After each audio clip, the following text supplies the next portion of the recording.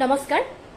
অসমত ক'ত পৰকীয়া প্ৰেম হৈছে, ক'ত পৰকীয়া প্ৰেমৰ জুতি ল'ব পাৰি বা ক'ত পৰকীয়া প্ৰেমৰ জোৰা টাপলি মাৰিব পাৰি, সেইবোৰ কামতে ব্যস্ত থকা এটা দালাল বৈকুণ্ঠ প্ৰিন্স পাঠক। এই দালালটোৱে অলপ সময়ৰ আগতে অখিল গগৈদেৱক লৈ কেইটামান বিৰূপ মন্তব্য প্ৰকাশ কৰা দেখিবলৈ পালোঁ। প্ৰথম কথা, অখিল গগৈ কোনো ঢোল নহয় যে যাৰে যেতিয়াই য'তে মন যাব ত'তেই কোবাই থৈ যাব। অখিল গগৈদেৱক গঠনমূলক সমালোচনা কৰিব পাৰে, তাত কোনো আমাৰ আপত্তি নাই। কিন্তু যোনে তোনে যেতিয়াই তেতিয়াই হকে বিহকে টিআৰপি নামত অখিল গগৈদেৱক সমালোচনা কৰিব, সেইটো কিন্তু আমি মানি নল'ম। এই বৈকুণ্ঠ প্ৰিন্স পাঠক বোলাটোৱে কা আন্দোলনৰ সময়ত অসমৰ ৰাইজক উচতনি দিয়াৰ ফলত আমি 5জন ডেকা ল'ৰাক হেৰুৱাব লগা হ'ল।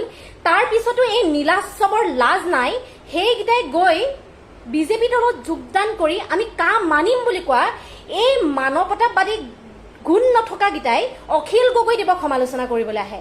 অখিল গগৈদেৱৰ নোমডালৰ যোগ্য হয়নে নহয় হে তোমালোক? যোগ্য হয়নে নহয় এবাৰ সুধি চাবা নিজক, নিজৰ বিবেকক সুধি চাবা।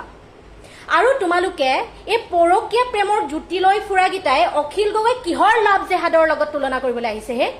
কিহৰ লাভ জেহাদৰ লগত তুলনা কৰিবলৈ আহিছে?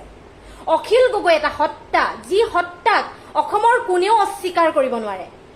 অখিল গগৈদেৱে মানৱতাৰ খাতিৰত কাৰোবাৰ ওচৰত যদি আছে, সেই কথাটোক এই দালাল চবে লাভ জিহাদৰ লগত মিলাবলৈ গৈছে। এইবিলাকক কেতিয়াবা লগ পালে নহয় একদম মানে খং উঠা হৈছে এইবিলাকক দেখি শুনি। কাম নাইকিয়া দালাল চব, পৰকীয়া প্ৰেমৰ জুতি লৈ ফুৰা চবে অখিল গগৈদেৱক সমালোচনা কৰিবলৈ আহে। অকাত চাই কথা ক'ব লাগে, অকাদত থাকি কথা ক'ব লাগে। চল পালে ধুবাই, মেখেলাও কোবাই।